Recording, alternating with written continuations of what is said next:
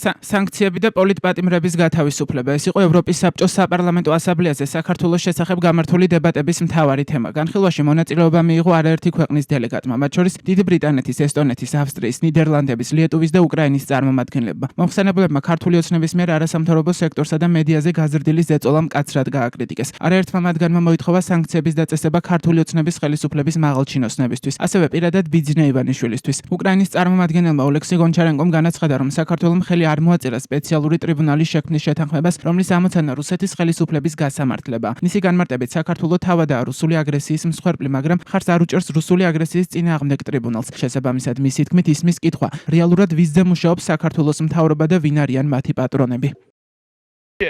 Is the victim of Russian aggression itself. საქართველო მოსკოვის რეჟიმის მსხვერპლი უფრო ადრეც კი იყო, ვიდრე ჩვენ და ამის შემდეგ საქართველო მხარს არ უჭერს რუსული აგრესიის წინააღმდეგ ტრიბუნალს. შეგიძლია ეს წარმოიდგინოთ, ასე რომ კითხვა, რეალურად ვისზე მუშაობს საქართველოს მთავრობა, ვინ არიან მათი პარტნიორები. როდესაც ისინი ოპოზიციონერ ლიდერებს აპატიმრებენ, ეს ქართველი ხალხის ხმა არ არის, ეს კრემლის ჩურჩულია. ქართველი ხალხი ლიდერებს იმსახურებს, რომლებიც მათ დაუდგებიან მხარში და არა პუტინს. მხოლოდ რამდენიმე თვის წინ სხვადასხვა ქართველ ლიდერს შევხვდით, მათ შორის გიორგი ვაშაძეს. ისინი ახლა ციხეში არიან.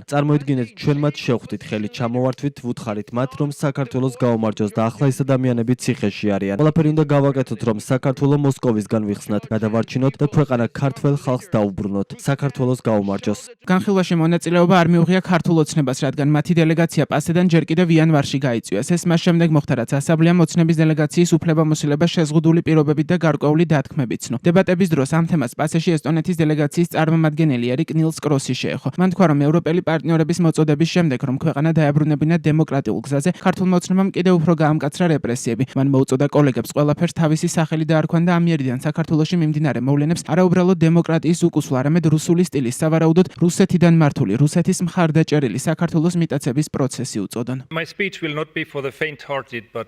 ჩემი სიტყვები მათთვის არ იქნება, ვისაც სუსტი გული აქვს, მაგრამ საქართველოში დღევანდელი ვითარებაც ასეთია. ჩემი კითხვა, კიდევ რა უნდა მოხდეს საქართველოში, სანამ რეალურად ჩავერთვებით და რამეს გავაკეთებთ. ასევე მინდა გთხოვოთ, რომ მოვლენებს სწორი სახელი დავარქვათ, რასაც რეალურ დროში ვუყურებთ, ეს არის რუსული სტილის რუსეთის მიერ მართული და რუსეთის დახმარებით საქართველოს დაპყრობა. ეს ჩვენს წინაშე სახელმწიფოს მიტაცებაა, ოლიგარქიული ავტოკრატიული რეჟიმის მიერ, რომელიც მოსკოვის მიერ შთაგონებული და მართულია. ქართველი ხალხი 200 დღეზე მეტია მშვიდობიანად მართავს დემონსტრაციებს ევროპული დროშების ქვეშ. არც ერთი მათი მოთხოვნა არ იქნა დაკმაყოფილებული, არც ერთი. და ჩვენ რა გავაკეთეთ? იანვარში ამ ასამბლეამ ქართული დელეგაციის მანდატების რატიფიცირება მოახდინა პირობებით. 4 მთავარი პირობა იყო: პოლიტპატიმრების თავისუფლება, სამოქალაქო საზოგადოების რეპრესიების შეჩერება, საპოლიციო ძალადობის გამოძიება და რაც ყველაზე მნიშვნელოვანია, ახალი საპარლამენტო არჩევნების გამოცხადება. და პასუხი რა იყო? ქართული ოცნების დელეგაციამ ასამბლეა დატოვა, ვინაიდან მათი გრძნობები იქნა შეურაცხყოფილი და რეჟიმმა ესკალაცია დაიწყო. მოდით სრულად ცხადები ვიყოთ. ახლა თუ არ მოვახდენთ რეაგირებას, თანამონაწილეები ვიქნებით. სიჩუმე ნეიტრალიტეტი აღარაა, სიჩუმე ღალატია. ასე რომ დაუყოვნებლივ მიზნობრივ სანქციებს მოვითხოვთ ქართული ოცნების ყველა ოფიციალური პირის წინააღმდეგ, მინისტრების, პარლამენტარების, მოსამართლეების, პოლიციის და მათი ხელშემწყობებისა და ოჯახის წინააღმდეგ. ღირსეულ საჯარო მოხელეებსა და პოლიციელებს მოუწოდებთ, რომ თანამდებობები დატოვონ და ხალხს შეუერთდნენ. საქართველო იმის ზღვარზეა, რომ შესაძლოა შემდგომი დაპყრობილი ერი გახდეს, როგორც დღეს ბელორუსია და მანამდე ნახევარი ევროპა იყო. ეს რუსეთისა და რუსკი მირის გამარჯვება და ევროპისა და ასამბლეის მარცხი იქნება. ავსტრიელმა პარლამენტარმა პეტრა ბაირმა თქვა, რომ მიუღებელია ადამიანების დაკავება მხოლოდ იმის გამო, რომ მათ საკუთარი ფუნდამენტური უფლებებით სარგებლობა სურთ.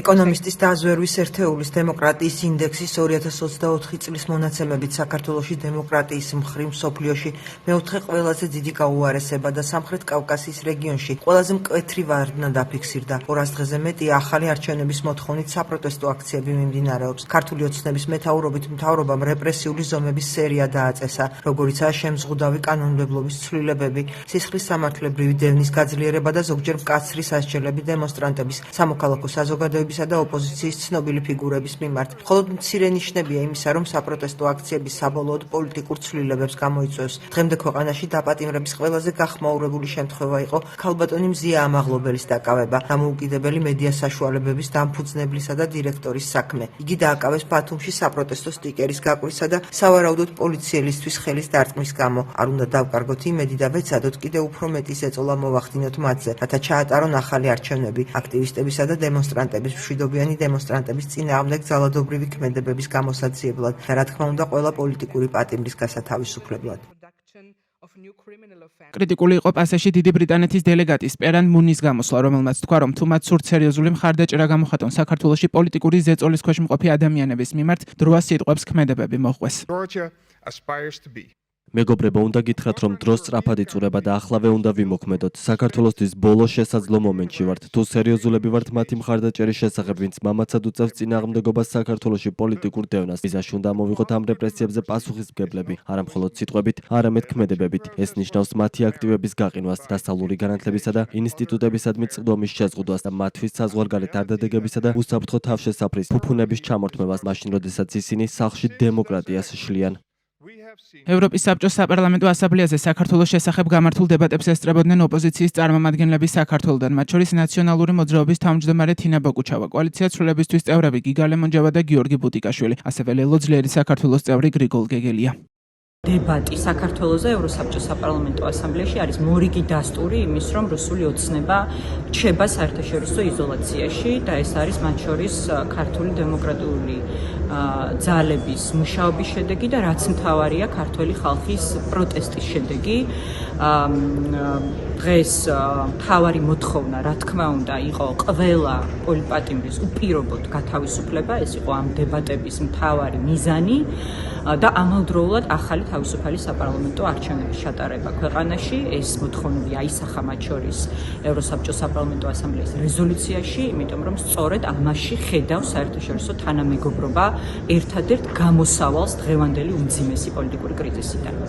პასეში კვიპროსის წარმომადგენელმა ჯორჯ ლუკაიდისმა განაცხადა, რომ ის თავიდანვე ეწინააღმდეგებოდა საქართველოს დელეგაციისთვის შეზღუდული უფლებამოსილების ცნობას, რადგან ვარაუდობდა, რომ ეს ნაბიჯი სიტუაციას ჩიხში შეიყვანდა. მან გაიზიარა ესტონელი კოლეგის პოზიცია იმასთან დაკავშირებით, რომ პასედან ქართული ოცნების დელეგაციის გასვლის შემდეგ საქართველოში მდგომარეობა კიდევ უფრო დამძიმდა.